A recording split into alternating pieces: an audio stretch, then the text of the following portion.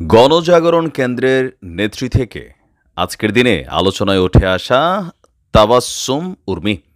নিশ্চয় নামটা এবং স্ক্রিনের এক অংশে থাকা ছবিটা গত পরশুদিন থেকে আপনারা সকলেই খেয়াল করছেন। শহীদ আবু সাইদকে কেন্দ্র করে একটা বক্তব্য, পাশাপাশি বৈষম্য বিরোধী আন্দোলন চলাকালীন কিছু বক্তব্য, পাশাপাশি ডক্টর মোহাম্মদ ইউনূসের একটা বক্তব্য, রিসেট বাটন, যেটা নিয়ে আলোচনা সমালোচনা।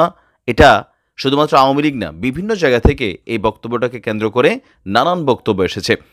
তো এই মুহূর্তে সেই আলোচনা কেন্দ্র করে আমাদের বাংলাদেশের ভেতরে আমাদের একজন ম্যাজিস্ট্রেট, সম্ভবত তিনি রংপুর, আচ্ছা আমরা যদি দেখি, তিনি আপনার নির্বাহী ম্যাজিস্ট্রেট উর্মি অলরেডি ওএসডি হয়েছেন, ওএসডির পর বরখাস্ত হয়েছেন। বরখাস্তর পর এবার সম্ভবত তিনি গ্রেপ্তার হতে যাচ্ছেন, কারণ তাকে গ্রেপ্তারের জন্য 48 ঘন্টার আলটিমেটাম দিয়ে মাঠে নেমেছে কে? বৈষম্য বিরোধী ছাত্র আন্দোলনের নেতারা। পাশাপাশি তাকে নিয়ে আপনার এই মুহূর্তে সরকারের উপর যারা প্রভাব বিস্তার করেন তারাও কিন্তু শক্ত একটা অবস্থানে গেছে। ডক্টর ইউনূসকে নিয়ে দেওয়া স্টেটাসের তুলনায় আমার ধারণা যে আবু সাইদকে নিয়ে যে বক্তব্যটা দিয়েছেন সেটা ছিল যথেষ্ট আপত্তিকর, আর সেই আপত্তিকর বক্তব্যটার কারণেই তিনি এবার গ্রেপ্তার হতে পারেন। ডক্টর ইউনূসকে নিয়ে যে বক্তব্যটা দিয়েছেন যে অসাংবিধানিকভাবে তিনি আসছেন, যেটা সরকারি ভিত্তিহীন, রিসেট বাটন, এগুলো নানান বিষয়। আচ্ছা, সেটাতে আমরা যাচ্ছি না, আমরা যাচ্ছি যে গ্রেপ্তারের ইস্যুটা। শহীদ আবু সাইদকে সন্ত্রাসী আখ্যা দিয়েছেন আমাদের এই বহিষ্কারকৃত ম্যাজিস্ট্রেট উর্মি। আমরা যদি দেখি আজকে রংপুরের যারা বৈষম্য বিরোধী আন্দোলন প্ল্যাটফর্মের নেতারা, তারা বলছেন শহীদ শিক্ষার্থীদের নামে মিথ্যাচার চলবে না, উর্মিকে বহিষ্কার করতে হবে। আমরা দেখছি সাময়িক বহিষ্কার হয়েছে সম্ভবত, আর সাইদের রক্ত বৃথা যেতে দেব না, এরকম বক্তব্য দিয়ে তাদের বক্তব্য 24-এর গণঅভ্যুত্থানের বীর শহীদ আবু সাইদ সহ শহীদদেরকে যে কটূক্তি করেছে, আমরা তাকে আইনের আওতায় আনার দাবি জানাচ্ছি। আমরা জানান দিতে চাই, আবু সাইদ শহীদ হলেও তার সহযোদ্ধারা এখনও বাংলার মাটিতে আছে। তাকে নিয়ে কটূক্তি করলে আমরা মেনে নেব না, তার স্থায়ী চাকরিচ্যুত এবং বহিষ্কার, নতুবা আমরা কঠিন অবস্থান নেব। আমরা উত্তরবঙ্গ ব্লকেড এবং লং মার্চ টু লালমনি বা লালমনিরহাট কর্মসূচি ঘোষণা করব। এখন আমাদের উর্মির যে বর্তমান অবস্থান, তার যে পরিচয় আমরা বিভিন্ন সূত্র থেকে এখানে দেখছি।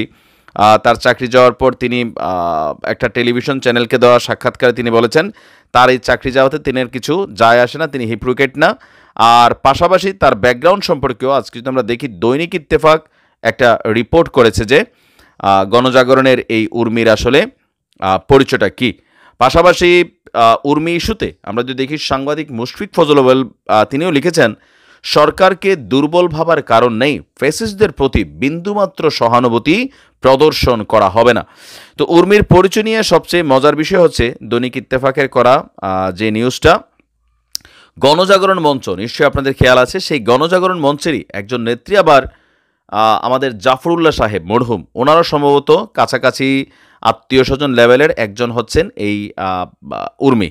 তো এখন তাকে নিয়ে সর্বশেষ সরকারের যে অবস্থান, আমার ধারণা আর কি, যেভাবে বৈষম্য বিরোধী ছাত্র আন্দোলনের নেতারা তার ইস্যুতে মুখ খুলেছে, আর অন্যান্য রাজনৈতিক ব্যক্তিত্বরা মুখ খুলেছে, সেখান থেকে আপনার তাকে সাময়িক বরখাস্তে সবাই খুব বেশি খুশি হতে পারেনি। সবারই দাবি হচ্ছে তাকে স্থায়ী বহিষ্কার, এর পাশাপাশি তাকে গ্রেপ্তারের ইস্যুটা এই মুহূর্তে সামনে আসছে।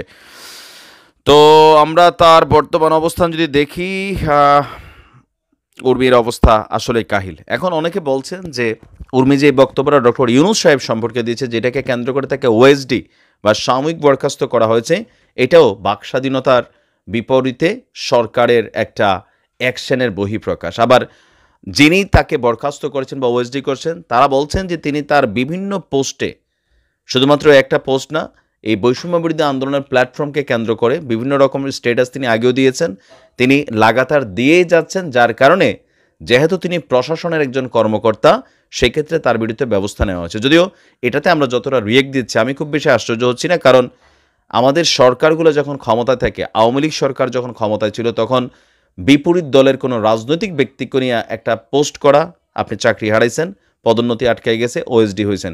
তো এগুলো আসলে যেগুলো পুরান খেলা, এগুলো এখনও চলতেছে, তবে এই খেলাগুলো বন্ধ হওয়া দরকার। যদি প্রকৃত গণতন্ত্রের স্বাদ আমরা নিতে চাই, তবে এটা রাতারাতি হবে না, কারণ এখন দুইটা পক্ষ হয়ে গেছে। একটা পক্ষ মনে করছে আওয়ামী লীগের আমলে তো এটাই ছিল, তো এখন এটা হলে সমস্যা কি? আবার আরেকটা পক্ষ বলছেন তাহলে নতুন বাংলাদেশ যেটা আপনারা বলতেছেন যে বাক স্বাধীনতা আছে, ডক্টর ইউনূস সাহেব বলছেন আমাকে নিয়ে প্রাণ খুলে সমালোচনা করুন, সেখানে তার বিরুদ্ধে কেন আবার প্রশাসনিক এরকম একটা চাপ প্রয়োগ করা হলো অথবা তাকে পানিশমেন্ট দেওয়া হলো? বিষয়টা নিয়ে আসলে পক্ষ মন্তব্য আছে, বিপক্ষ মন্তব্য আছে। তবে এই মুহূর্তে তাবাস্সুম উর্মি তাকে নিয়ে আওয়ামী লীগের পক্ষ থেকে বা অফিসিয়াল পেজ থেকে নানান মানে বক্তব্য চলছে। তবে কখনো আওয়ামী লীগ ক্ষমতায় আসলে এই উর্মি পদোন্নতি পাবে, সচিব হবে, অনেক কিছু হতে পারে। তো সেই পর্যন্ত অপেক্ষা করতে হবে। আপাতত তিনি আরও বড় ধরনের ঝামেলায় পড়তে যাচ্ছেন। এটাই হচ্ছে প্র্যাকটিক্যালি। ভালো থাকুন। আসসালামু আলাইকুম।